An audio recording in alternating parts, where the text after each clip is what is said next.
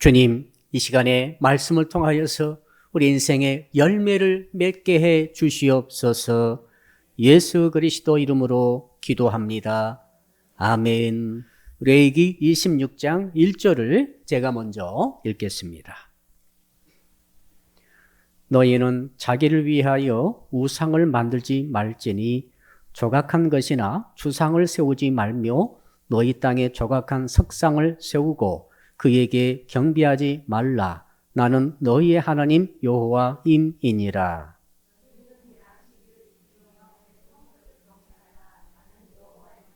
너희가 내 규례와 계명을 준행하면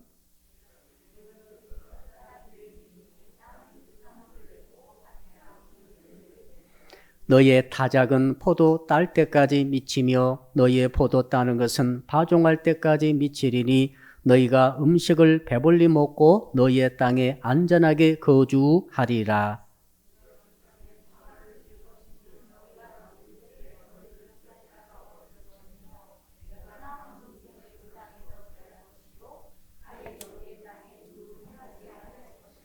너희의 원수들을 쫓아오리니 그들이 너희 앞에서 칼에 엎드러질 것이라.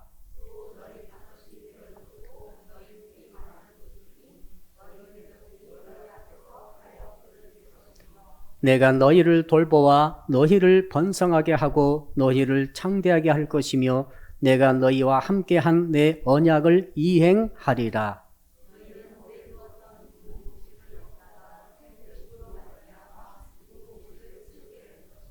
내가 내 성막을 너희 중에 세우리니 내 마음이 너희를 싫어하지 아니할 것이며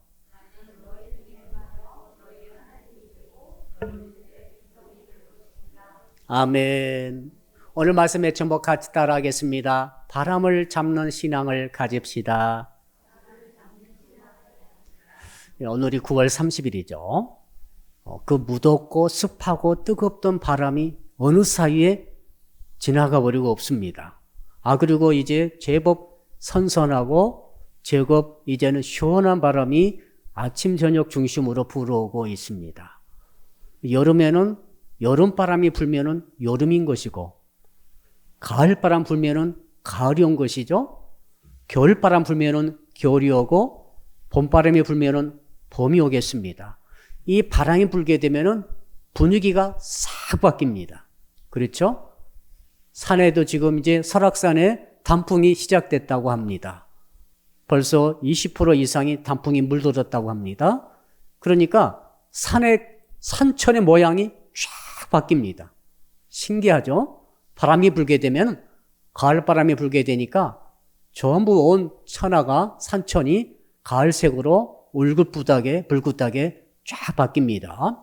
그러면서 열매들이 노랗게 빨갛게 불그스름하게 익어가기 시작했습니다.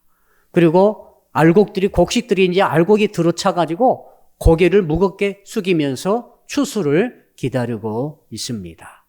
그리고 우리 사람들마저 가을 옷으로 어느 사이에 다 갈아입고 있는 것을 볼 수 있습니다. 불과 얼마 전만 하더라도 우리는 여름 옷을 입고 있었는데 오늘은 여름 옷 입고 오신 분이 보니까 한 분도 안 계세요. 다 그래도 긴팔 입고 그리고 추위를 위해서 대비하고 있는 것을 볼 수가 있습니다.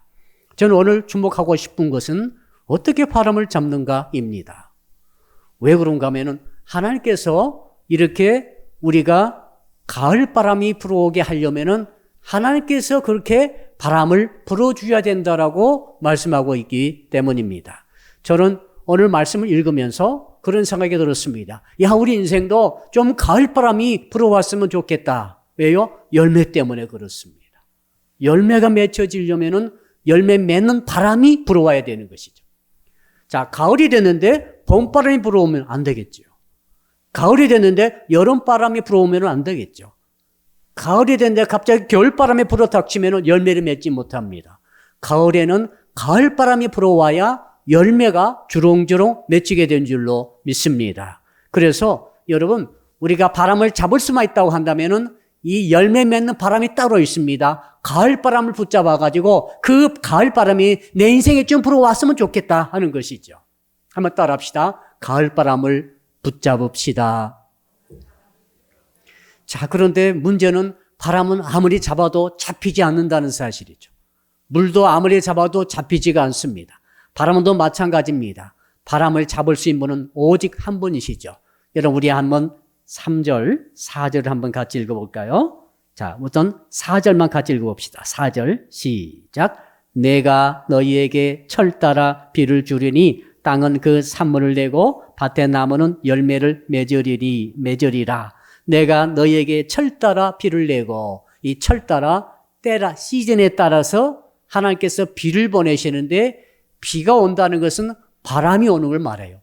비를 품은, 자, 늦은 비가 오려면은, 늦은 비를 품은 바람이 불어오게 되면은 늦은 비가 내리는 줄로 압니다. 이른 비를 맞으려면은 이른 비를 품은 비가, 바람이 불어올 때 그 비를 먹으면 바람이 오면서 비가 내리는 줄로 압니다. 지금 주께서 오늘 주신 말씀은 이 철 따라 비를 주리니, 이 말을 바꾸면은 철 따라 비를 먹으면 바람을 불어 주리니. 할렐루야.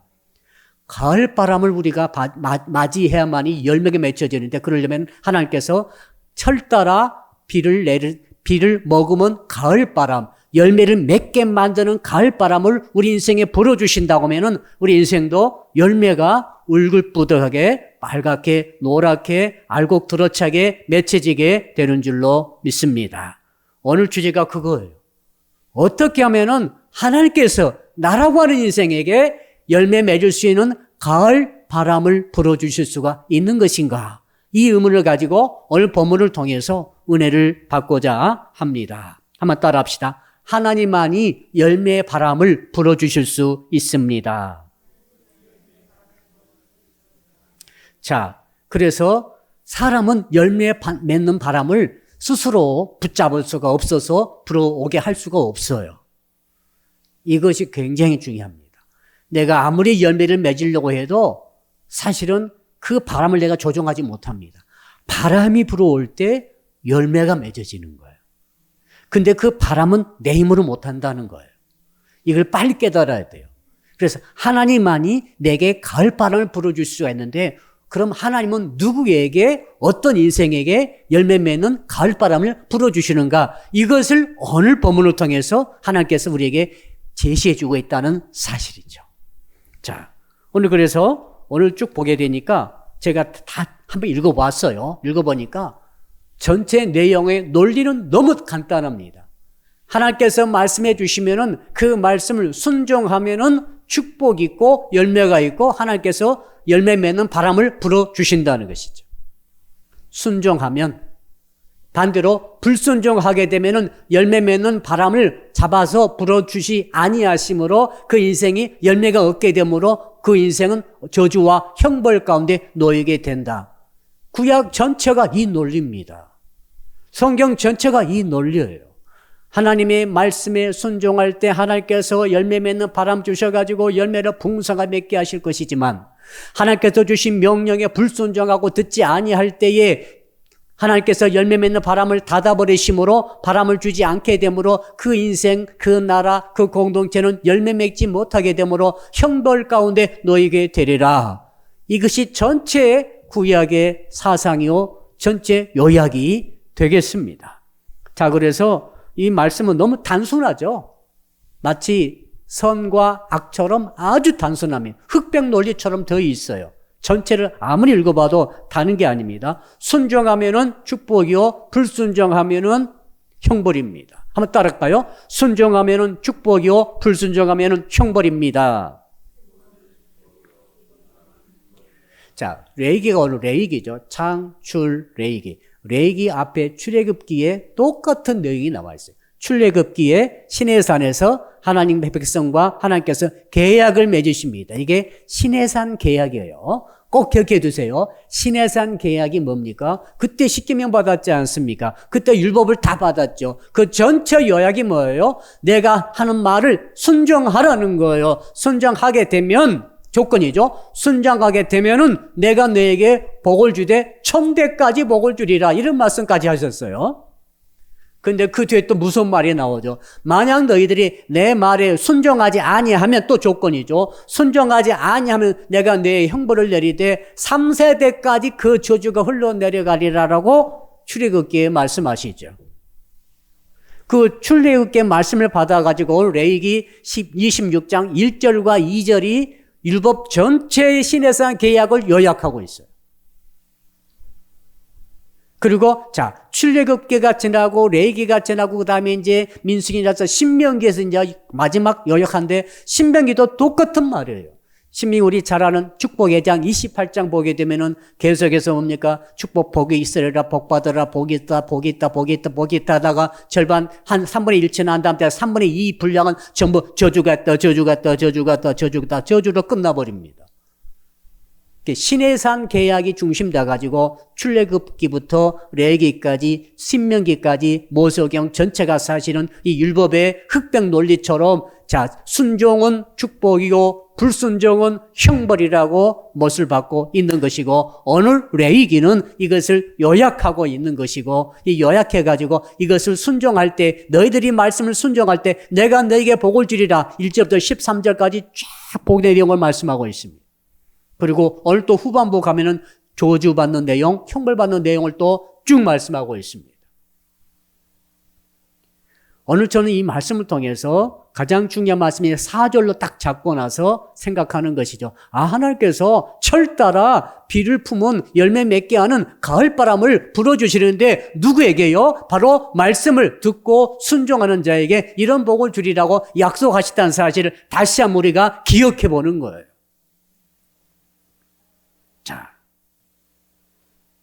그럼 우리 이제 레위기 26장 1절과 2절이 전체가 율법 신해산 계약 전체를 요약한 거라고 그랬죠. 먼저 우리 1절을 같이 한번 읽어봅시다. 시작. 너희는 자기를 위하여 우상을 만들지 말지니 조각한 것이나 주상을 세우지 말며 너희 땅에 조각한 석상을 세우고 그에게 경배하지 말라. 나는 너희의 하나님 여호와임이니라. 이거 한마디로 말하면 우상 만지지 말고 우상을 숭배하지 말란 말이구나. 우상을 만들지도 말고 우상에게 경배를 드리지도 말라. 이 말이 바로 이 뭡니까? 부정적인 계명이죠. 하지 말라, 하지 말라, 하지 말라. 그 다음 긍정적인 계명은 이걸 하라 명령이죠. 긍정의 명령 이걸 하라 하라 하라 두 가지죠. 신명기의 신해산 계약을 요약한다면은 부정적인 계명과 긍정적인 계명이 있는데 뭘 하지 말라는 계명과 하라는 계명으로 두 개로 나눠지는데 오늘 레위기 26장 1절은 하지 말라. 뭘 하지 말라? 우상을 만들지 말라. 우상을 숭배하지 말라. 이것으로 요약을 하고 있다 이 말이죠. 우상을 섬기지 말고 만들지 말라고 이렇게 하신 이유는 뭡니까? 하나님께서 가장 기분 좋아하시는 것은 우상 숭배 없이 하나님만을 우선시하고 최고 순위에 두고 경배하고 사랑하고 따라가는 것이죠. 오늘 또 본문에 나와 있죠. 11절에 보니까 여러분 11절 말씀 같이 읽어볼까요? 11절 시작. 내가 내 성막을 너희 중에 세우리니 내 마음이 너희를 싫어하지 아니할 것이며 하나님께서도 싫어하시고 하나님께서도 좋아하시고 이게 있다는 것입니다. 언제 싫어하십니까? 말씀 듣지 않는 자, 듣지 않고 우상을 만들어서 우상을 숭배하는 자 하나님 싫어하세요.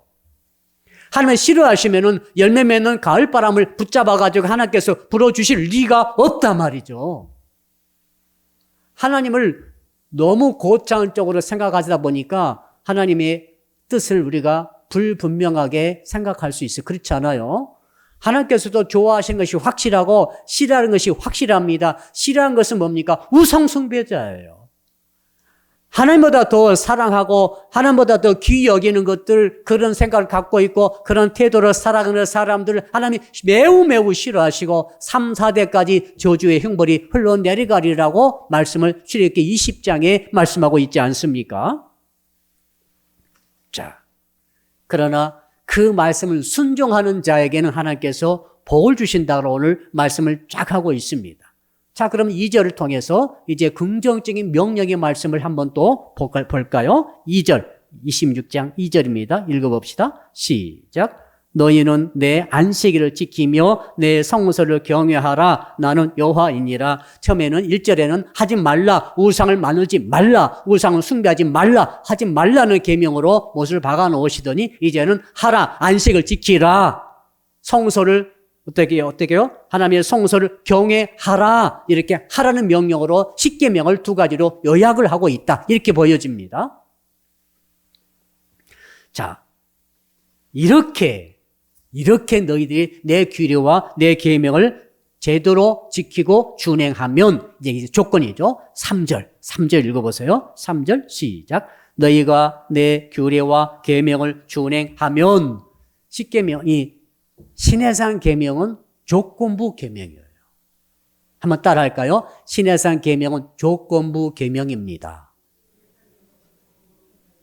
이 조건부 계명이라는 것은 조건을 지킬 때에 복을 받아요.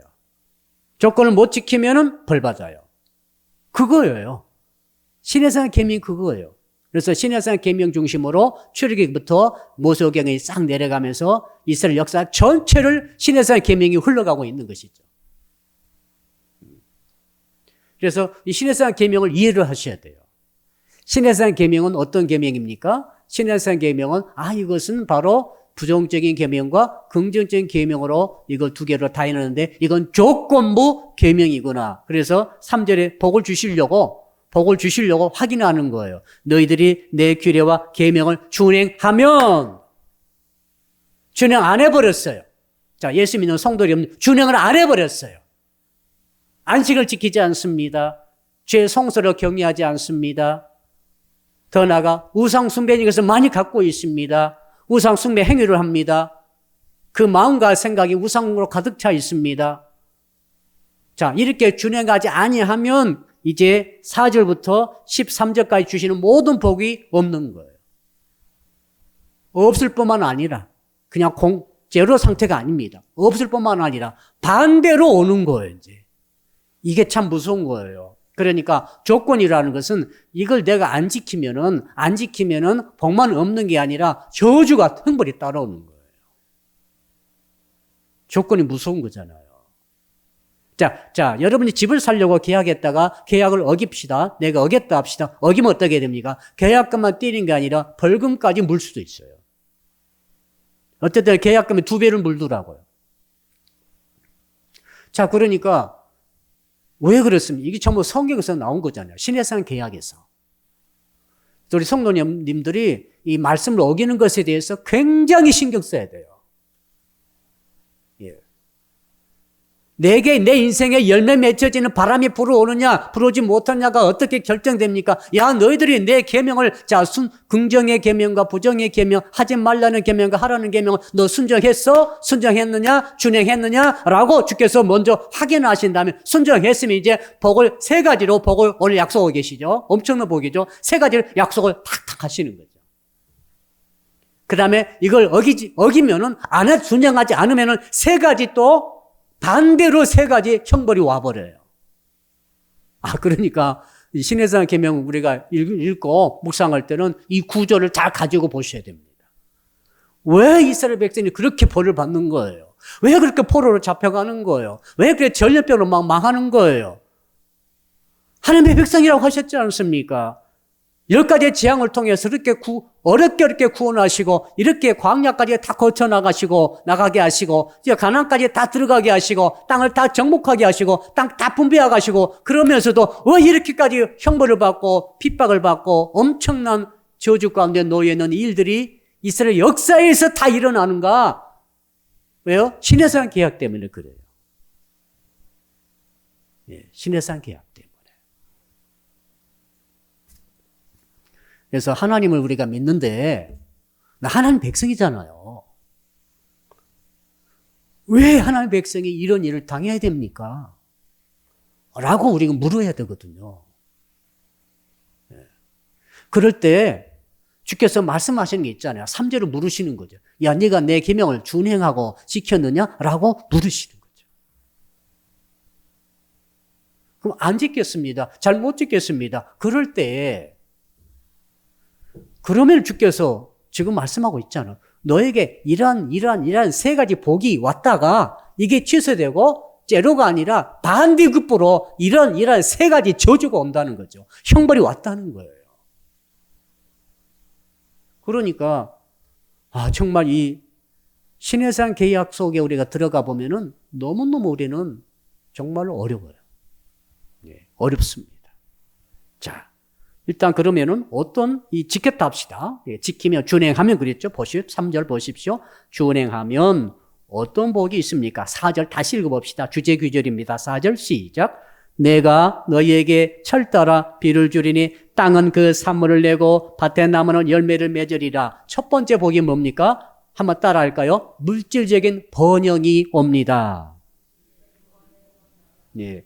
때에 따라서 때가 참 중요한 것 같습니다.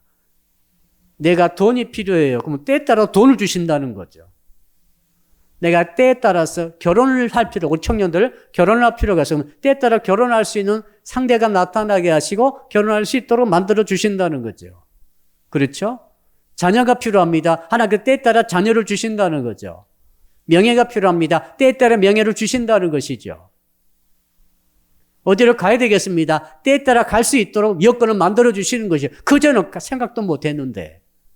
이 때에 따라 뭘 주시는? 첫째는 물질의 복을 주신다. 프로스퍼리티라고 그러죠. 물질의 복을 주신다. 그러면서 5절 한번 읽어볼까요? 그 물질의 복을 주시는 내용이 5절인데요. 5절 읽읍시다. 시작. 너의 타작은 포도 딸 때까지 미치며 너의 포도 따는 것은 파종할 때까지 미치리니 너희가 음식을 배불리 먹고 너의 땅에 안전하게 거주하리라. 자, 타작이 이제 추수하는 거 아닙니까? 보리나 밀을 타작하고 추수할 때 타작과 추수는 3월에 시작해요. 3월에. 근데 언제까지요? 포도 딸 때까지. 포도는 7월에 따요. 자, 그러니까 3월에 타작을 시작해요. 3, 4, 5, 6, 넉 달 동안에 타작한다는 거예요. 얼마나 추수할 게 많더니, 타작할 게 많더니, 밀과 보리가 대풍년이 들어가지고, 이걸 무려 한 달이면 될 걸 넉 달까지 이 포도를 보니까 포도를 딸 때까지, 그때까지 타작이 계속 간다는 거죠. 어마어마한 풍년을 주신다는 약속이죠. 그 다음에 포도는 어떻게 땁니까? 포도는 7월에 따기 시작했는데 파종할 때까지 간다. 파종을 언제 파종하는가 하면은 파종은 10월 달에 파종해요. 그러니까 7, 8, 9월 석 달을 포도를 딴다는 거예요. 얼마나 많은 포도를 땄길래, 얼마나 많은 포도가 열렸길래. 이유는 뭡니까? 하나님께서 때에 따라서 가을비를 주신다는 거죠. 가을바람을 주셨다는 거죠. 때에 따라 하나님께서 바람을 딱 잡아가지고 가을바람을 하나님께서 잡을 수 있잖아요. 잡아가지고 그 인생에게 말씀을, 계명을 순종하고 준영한 인생에게 이게 쫙 이 바람을 불어주심으로 열매가 막 맺혀지는데 넉 달 동안 타작하고 석 달 동안 포도를 딸 수 있도록 어마어마한 이 풍성한 물질의 복을 주셔가지고 배가 부르게 늘 먹는다. 우리는 지금 늘 배가 부릅니다만은 옛날 사람들은 늘 배가 고팠어요. 하루 2끼밖에 안 먹었어요. 가난한 사람 1끼 먹었어요.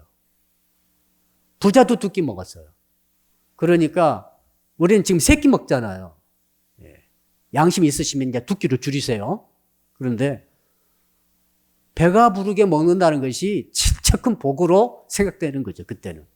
그 정도로 물질의 풍요를 하나님이 주신다. 누구에게요? 준행하는 자예요. 지금 이 레위기는 신명기에 지금 시내산의 계약 그 아래 있는 거예요. 계약 아래 있는 거예요. 모든 것은 계약으로 이루어지는 거예요. 우리가 집을 사고 팔고 전세 살고 세입자 또 이렇게 세도 주고 모든 것은 계약 아래 이루어지나요? 계약 안에 있어 이루어지죠. 똑같아요. 지금 시내산이라고 하는 계약 아래 지금 모든 구약의 역사가 진행되는 것이니까 이걸 그렇게 이해를 하셔야 됩니다.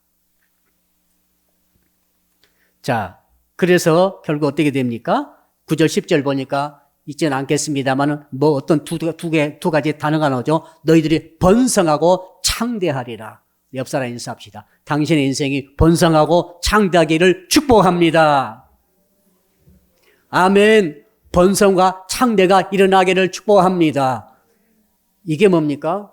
준행하는 자에게 주시는 첫 번째 물질의 축복이라 이 말이죠. 이게 약속하신 거예요. 하나님의 약속이에요. 이거 믿으셔야 됩니다. 하나님의 약속이에요. 누구도 막지 못해요. 인간이 하지 못해요. 내가 아무리 어떻게 바람 잡아요. 물질의 축복이라는 것을 하나님께서 부르주셔야 되는 거예요. 저는 우리 사랑빛 교회가 성도 여러분들의 가정에 생업에 사업에 일터에 하나님께서 붙잡아 주신 물질의 축복의 바람이 불어오기를 주 이름으로 축복합니다. 하나님만이 바람을 불어주실 수 있다는 거 아닙니까? 그러려면 계명을 지키라 하는 거죠. 두 번째로는 뭡니까? 5절 후반절에 보니까 너희 땅에 안전히 거하리라. 따라합시다. 너희 땅에 안전히 거하리라. 안전이 얼마나 중요합니까? 여러분, 갑부라 할지라도 우크라이나에서는 절대 살지 않겠습니다. 러시아에서도 지금 다 탈출하고 있잖아요. 저는 그 어떤 모습이 잘 이해가 되더라고요. 러시아에서 핀란드로 나가는 그 육로로 나가는 국경선이 있어요. 한 30km, 20km 됩니다.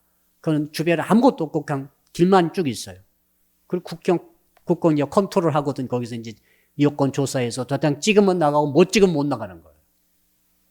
자, 그러니까 모든 육로를 통해서 비행기를 다 막겠으니까 육로 통해서 나갈 수 있는 국경선마다 밑에는 조지아라는 나가는 국경, 터키 쪽으로 가는 국경, 핀란드로 나가는 국경, 모든 우크라이나 쪽은 전부 다 전쟁이니까 못 나가고 지금 전부 난리가 났어요.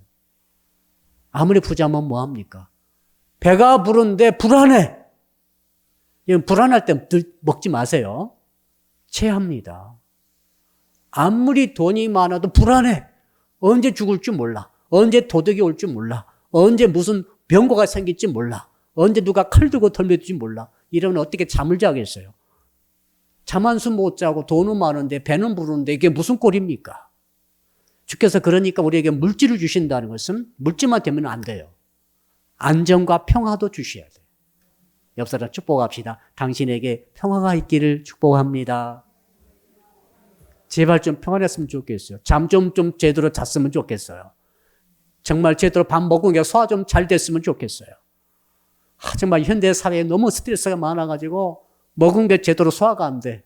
배는 부르는데 헛배만 불러. 참 이게 주께서 주시는 축복이. 그래서 주께서는 꼭 첫 번째는 물질의 복을 주시고 두 번째는 안전과 평화의 복을 주신 줄로 믿습니다. 이게 다 와야 되는 거야. 다 와야 되는 거. 조건은 뭐예요? 다 조건봅니다. 네가 내 계명과 말씀을 준행하면 이것을 준다는 약속이죠. 하나님의 약속은 누구도 취소할 수 없죠. 그다음 6절, 7절, 8절 계속 읽어보면 전쟁 이야기가 나옵니다. 전쟁 이야기가 나오는데 기가 막힌 일이 일어나는 거죠. 전쟁이 일어난다 할지라도 너희들이 어떻게 된다고요? 자, 8절만 우리 같이 읽어볼까요? 8절 시작. 또 너희 5이 100을 쫓고 너희 100이 만을 쫓으리니 너희 대적들이 너희 앞에서 칼에 엎드러질 것이며. 살다 보니까 전쟁이 일어나지 않을 리가 없어요. 이제 6.25 있었잖아요. 지금도 끊임없이 북한과 일본과 러시아와 중국과 미국 사이에서 우리는 끊임없이 지금 전쟁의 사실은 비상상태에 있는 거죠. 그런데 주께서 말씀하시기를 너희 5명만 있으면 20배 100을 이길 수 있다는 거죠.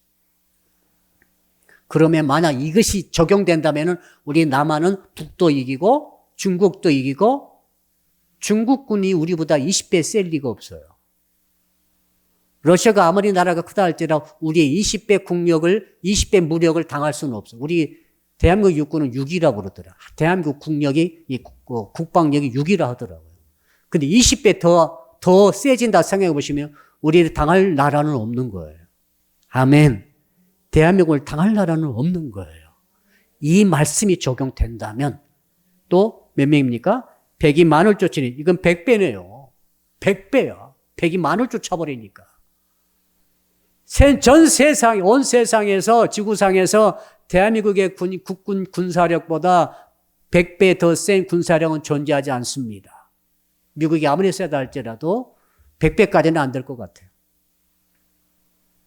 누구에게요? 너희들이 내 말씀과 계명을 준행하면 이 두 번째 안전 평화의 복을 주리라. 승리의 복을 주리라는 것이고.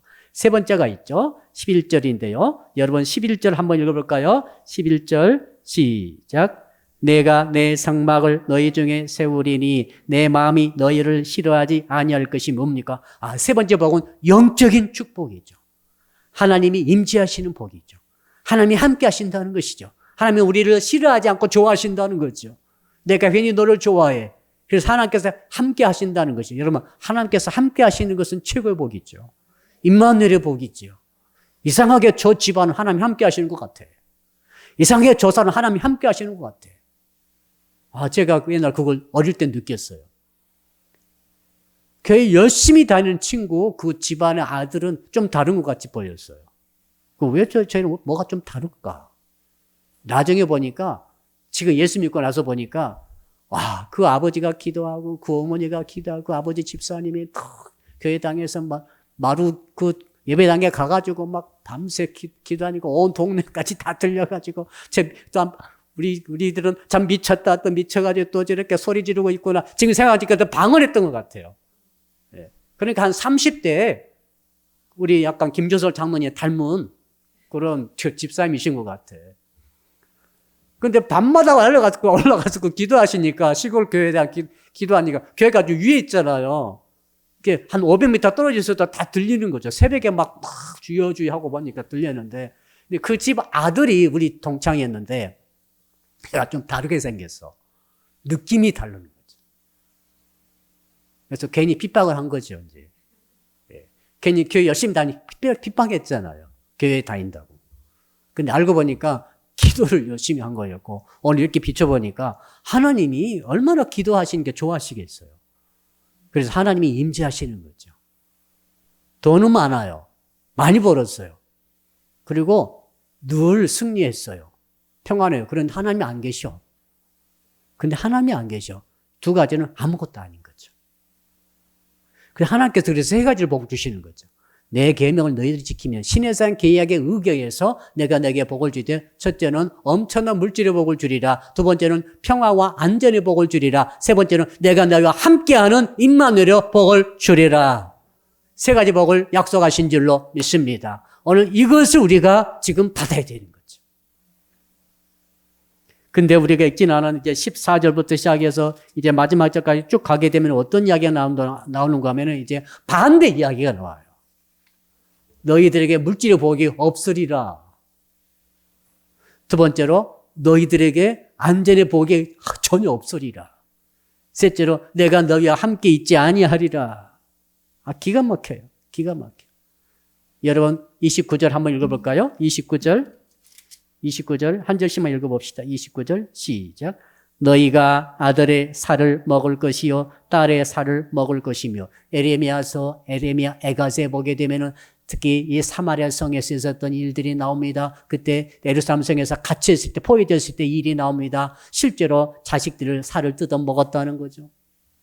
얼마나 가난했으면. 이거 이스라엘 역사입니다. 아시죠?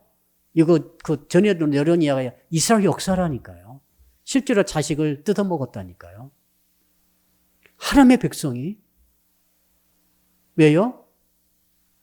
내 계명을 준행하지 아니했기 때문에 그 계약에 의해서 내가 너희들의 프로스퍼리티, 물질의 복을 문을 닫아버리고 열매 맺는 가을바람을 막아버림으로 그때부터 가난이 왔는데, 얼마나 가난합니까? 비참해지게 가난한데 먹고 살 수가 없기 때문에 자식의 살을 뜯어먹어야 될 정도로 가난이 와버렸다. 그거 아닙니까? 나 이거 오금이 저려야 되는데. 이런 비참한 가난이 올 수 있습니다. 이유는 내 말을 준행하지 아니했기 때문에. 신의 산 전부 계약에서 하나님께서 말씀하시는 거죠. 야, 너 계약 맺었지 않냐? 신의 산에서. 왜 그건 안 지켜? 너에게 가난이 오리라. 진짜 가난이 와버렸어요. 수백 년 동안 지켜보시다가 가난을 쳐버린 거죠. 평화와 안전의 문제 어떻게 됐습니까? 그때는 육체가 병이 들고 생명이 쇠약해지고 들짐승이 자녀와 육축을 해치고 그렇게 공격하는 사람들이 이리저리 발기발기 찢어 뜯기는 거죠. 바벨론에 끌려가고 아수르의 포로로 잡혀가고 왕이 눈이 뽑혀가지고 잡혀가지고 옥에서 죽임을 당하고 모든 백성들이 뿔뿔이 다 흩어지게 만들고 가족이 다 찢겨나가고 이런 일들이 실제로 일어났어요? 안 일어났어요? 일어났다는 거예요. 저는 성도 여러분들의 인생 가운데 절대로 전쟁이 없기를 주 이름으로 축복합니다. 우리는 절대로 우크라이나 보고 계시죠? 편하게 있을 수가 없어요. 기도하셔야 돼요. 하나님이 허락하지 아니하시면은 평화가 없어요. 그러니까 우리 6.25 이후에 지금까지 70년도 동안 이 지금 전쟁이 일어나지 않는 거 하나님께 정말 감사하면서 깨어서 기도해야 할 줄로 믿습니다. 신해상 계약에 의하면 너희들이 내 계명을 준행할 때 내가 평화 준다고 그랬는데 너희들이 우상 숭배하고 말이지 정말 안식을 지키지 아니하고 하라고 하는 것을 안 하고 하지 말라는 것을 했지 않느냐. 그럼 내가 너희들의 전쟁을 허락하리라. 그다음 하나님의 임재에 대한 문제는 어떻습니까? 24절 한번 읽어볼까요? 24절 반대로 24절입니다. 시작. 나 곧 나도 너희에게 대항하여 너희 죄로 말미암아 너희를 7배나 더 치리라. 좀 읽기가 쉽습니다만 이게 2배 분량으로 더 많아요. 하나님께서 나를 사랑하시고 나를 좋아하신다고 그랬잖아요. 내가 너희를 좋아하리라, 싫어하지 아니하리라. 내가 그래서 너희와 함께 있으리라. 임마누엘로 너희와 함께 임재하리라. 그런데 오늘 보면은 나도 너를 치리라는 거죠. 하나님이 치신다는 거죠. 하나님이 치시면 누가 당하겠습니까?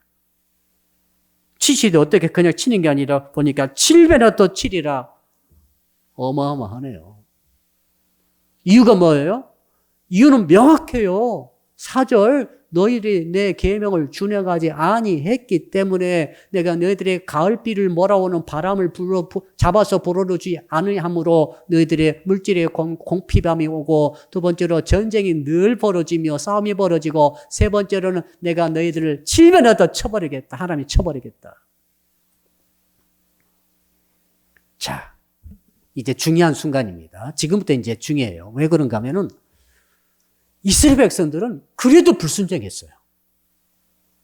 자, 그러니까 이사야서, 에레미야서, 에스겔서, 구약의 그 선지서들이 전부 뭡니까? 회개하라, 회개하라, 회개하라. 너희들이 신세상 계명 어겼다, 물법 어겼다, 우상 숭배하지 않아, 우상 숭배하지 말라. 그러니까 이 계약을 계속 말하고 있어요.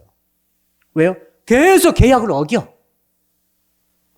이렇게까지 수없이 많은 선지자들이 성경도 전부 다 기록되어 있는 성경 다 기록하라고 그래가지고 모세에게 다 기록되어 있었잖아요. 두루마리 펴면은 이사야서 다 볼 수 있고 구약 성경 다 볼 수 있어요. 창세기부터 레위기, 민수기, 신명기, 레위기 오늘 본문도 다 보는 거예요. 지금 보면서도 이렇게 정확히 기록됐음에도 불구하고 왜 이스라엘 백성들은 계속해서 말씀을 어겼을까요? 왜 어겼을까요? 계속 우상 숭배했을까요? 인간의 죄성이. 인간의 죄성이에요. 인간은 악해요. 여러분이 인간이잖아요. 여러분이 얼마나 악한지 아세요? 얼마나 정말 사악한지 아세요? 아무리 말씀을 줘도 체험을 해도 소용없어요. 이스라엘 역사가 우리에게 보여주잖아요. 구약 전체가 보여주잖아요. 지금 이게 충격이라는 거죠. 지금. 그러니까 이스라엘 백성들이 이렇게까지 반복적으로 많이 말씀을 듣고 회개하러 죽고 원노할지라도 이사야 선지자는 톱으로 켜서 썰어서 죽여버리고 에레미야도 이제 칼로 죽여버리고 돌로 쳐 죽여버리고 선지자 다 죽여버리고 끝까지 말씀 불순종하고 말씀을 준행하지 않고 계명 어기고 우상을 숭배하고 말이죠. 자기 불의를 탐하며 지금 이 일을 계속한 거죠. 이것이 구약이에요. 이 구약의 결론이에요. 그래서 이스라엘은 망한 거죠. 나라가 없어져 버린 거예요.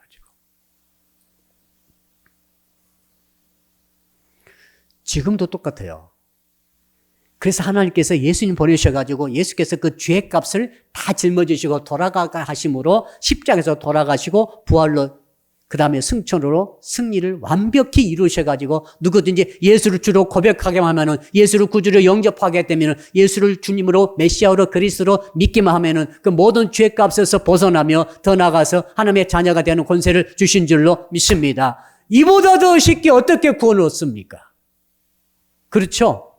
근데 세상 보세요. 너무너무 예수의 복음을 안 믿어요. 죽으라고 욕만 오고 안 믿으려고 그래요. 그리고 안 믿고 있어요. 구약이나 지금이나 똑같아요. 똑같아요. 왜요? 인간의 죄성 때문에 그런 거죠. 인간의 죄성은 이건 그러니까 신해상 계약의 체계 안에서는 구원받을 수 없어요. 할렐루야. 이것을 이제 사도 바울께서 말씀하고 계시죠. 왜 우리에게 율법을 줬습니까? 율법 주신 이유가 있죠. 죄를 깨닫도록. 죄를 한번 따라합시다. 죄를 깨닫도록 율법을 주셨습니다. 그러니까 사도 바울께서 죄를 깨닫도록 율법 주셨다고 로마서에서 계속 강조했고 갈라디아서에서 강조하고 있습니다. 그리고 율법은 뭡니까? 율법은 몽학 선생이라 우리를 구원으로 이끌어 주시는 진짜 구원은 아니지만 너희들이 이렇게 율법을 못 지키고 조건은 너희들은 못 지키지 않느냐? 조건은 우리가 못 지켜요. 조건은 약속 못 지키는 우리가. 약속 못 지키지 않냐? 그러므로 이제는 어디로 가야 됩니까? 한번 따라합시다. 아브라함의 계약으로 가야 합니다. 구약에 두 가지 계약이 있어요. 시내산 계약이 있는데 이전 430년 전 그러니까 500여 년 전에 아브라함, 이삭, 야곱에게 주셨던 계약이 있어요. 이게 아브라함의 계약이에요. 시내산 계약과 아브라함 계약의 차이가 있어요. 시내산 계약은 조건부 계약이에요. 이 말씀을 준행하면 하라고 한 것을 하고 하지 말아라. 그러면은 자손 전대까지 복을 줄 것이고 세 가지 복을 다 준다. 그러나 어기면은 반대로 형벌이 있을 것이다. 이게 시내산 계약이라는 그 전에 아브라함에게 뭐라고 하셨나요? 이것은 일반적인 계약이거든요. 아브라함의 계약은 일반 계약이에요. 쌍방 계약이 아니에요. 아브라함이 순종히 하면은 복 준다는 게 아니라 하나님께서 복을 준다고 선언을 하셨어요. 가만히 보게 되면 그렇게 되어 있죠. 내가 너를 택하고 내가 너의 씨로 말미암아 만민이 복을 얻게 할 것이라. 무슨 조건부가 없이 그냥 택하고 그 씨를 통해 너의 아브라함 씨를 통해 천하 만민이 복을 얻게 하신다는 말씀을 선포하셨죠. 이게 이제 아브라함의 계약이거든요. 그러니까 아브라함은 이것을 믿음으로 의롭다함을 얻었다. 그걸 전부 준양한 게 아니에요. 율법전을 준양한 게 아니라 그 계약 자체를 믿음으로 받아들이는 것. 한번 따라합시다. 믿음으로 말미암아 칭의를 얻습니다. 이것이 신약으로 연결되는 거죠. 우리는 시내산 계약을 통해서는 죄를 깨닫고 복음의 필요성을 깨닫는 거죠.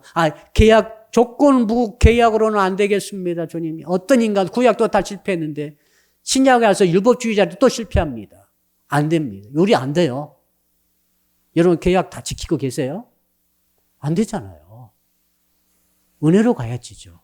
은혜가 뭡니까? 믿음으로 은혜로 가야 되는 것이죠.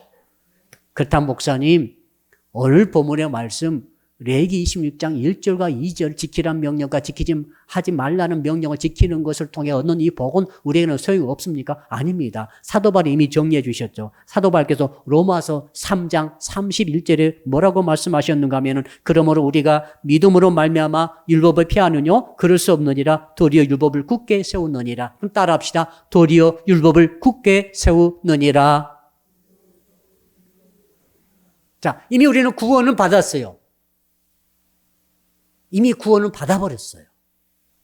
플러스 이 땅에 살아갈 때 프로스퍼리티, 물질의 축복과 평화의 축복과 하나님의 임재하시는 축복은 어떻게 얻습니까? 이것은 하나님께서 율법을 말씀을 지킴으로 얻으라고 이것을 주신 것으로 받아들이는 것이죠. 율법을 피한 게 아니에요. 그러므로 주께서 신약 성경의 시각으로 주께서 주신 지켜야 될 율법들이 몇 가지가 있죠. 몇 가지가 있어요. 그게 그 몇 가지들을 우리는 끝까지 지켜가야 할 줄로 믿습니다. 구약식으로 지키는 게 아니라 신약식으로 지키는 거죠. 자, 그러므로 사랑하는 성도 여러분, 율법의 시대와 오늘 은혜의 시대의 차이점이 뭐냐면 우리도 하나님의 말씀을 지키는, 우리도 주의를 지키죠. 주의를 지키잖아요. 예배를 드리잖아요. 기본적인 교회에서 주시는 교회 법을 통한 하나님의 그 어떤 질서를 우리는 지키고 있습니다. 하나님께 또 11조를 구별해 드리고 있습니다. 구약같이 율법적으로 드린 게 아니에요. 은혜를 받았기 때문에, 구원받았기 때문에 믿음을 가지고 그 계약을 조건으로 드린 게 아니라 하나님께서 아브라함처럼 우리를 택해 주시고 우리를 주의 자녀로 삼아 주셨기 때문에 거기에 감사한 마음으로 이 말씀을 지키고 있음을 믿습니다. 그러므로 구약 때는 말씀을 안 지키면 벌이 왔어요. 무서워요. 그 포로로 잡혀갔지 않습니까? 그래서 우리 때는 하나님의 말씀을 이제 못 지켰다 합시다. 어떻게 됩니까? 못 지켰어요, 이제. 사랑하라고 그랬는데 사랑 못했어. 어떻게 됩니까? 계명 어긴 거잖아요. 한번 따라 합시다. 회개하면 됩니다. 이게 이제 은혜죠. 회개를 허락해 주시고, 회개하게 되면 주님께서 항상 용서해 주신다라고 약속해 주셨어. 구약은 그 말씀을 어기면은 형벌이 있다라고 약속해 주셔가지고 약속이 그대로 임했는데, 신약에는 형벌이 오기 전에 회개하게 되면은 형벌이 취소되고 하나님께서 형벌을 씻어버리시고 죄를 씻어버리시고 깨끗이 해주시고 도리어 하나님께서 은혜를 베풀어 주시는 줄로 믿습니다. 이게 이제 오늘 핵심이죠. 한번 따라 합시다. 회개를 생활화합시다. 예수님 우리를 결코 떠나지 않습니다. 아멘. 우리 항상 함께하고 계십니다. 그러므로 율법 주신 이유는 복 주시려고 주신 거예요. 하나님의 주시는 교회를 통해 주시는 이 하나님의 말씀을 법도들을 여러분 잘 지켜내시기를 주님으로 축복합니다. 사랑의 계명, 예를 들어서 사랑의 계명, 헌신과 충성과 봉사하는 것, 남에게 주고 계속 복음의 증거의 계명을 완수하는 것, 이 모든 것들은 말이죠, 주께서 우리에게 주신 세 가지 복을 주시기 위한 하나님께서 주신 한시적으로 허락해 주신 축복의 계명인 줄로 믿습니다. 그리고 어길 때는 즉시 회개해서 형벌까지 우리에게 들어가지 아니하도록 막아서는 것이 하나님께 주신 지혜인 줄로 믿습니다. 아멘. 사랑 성도는 두 손 높이 드시고 주여 한번 부르고 기도할 때에 주께서 주신 계명이 있습니다. 항상 기뻐하라, 쉬지 말고 기도하라, 범사에 감사하라, 사랑하라, 이것을 네 몸처럼 사랑하라. 이것들은 신약에서 주시는 엄청난 계명입니다. 여러분 이 계명을 지키는 자에게 하나님께서 세 가지 복을 약속하고 계십니다. 현실적인 복을 주께서 약속해 주심을 믿으시고 이 시간 주여 부르고 혹시 계명을 지키지 못한 거 우리 앞에 회개하면서 주여 부르고 기도합니다. 주여